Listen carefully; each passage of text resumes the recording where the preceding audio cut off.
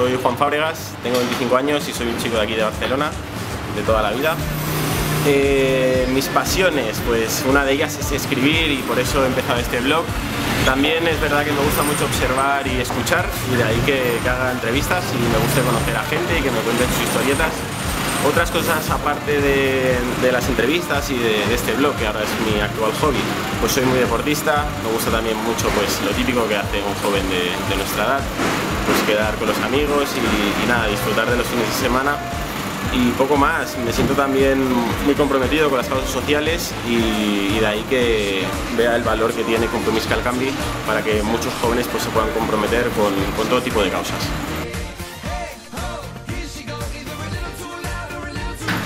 El blog Anónimos Extraordinarios es una plataforma, mi pequeño periódico de buenas noticias, digamos, en el que pretendo reflejar testimonios de anónimos extraordinarios, personas normales y corrientes que tienen pues eso, un testimonio, experiencias o han vivido casos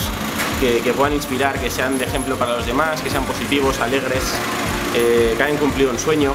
Pues eso, que a todos nos puedan servir o podamos tomar nada, simplemente simples detalles o alguna respuesta, pues eso, nos haga pensar en que nosotros también podríamos hacer algo que nos realizase o bueno, ya digo, ejemplos sobre todo de vida y también digamos de cómo todos podemos vivir apasionados con lo que nos gusta y con lo que nos llega.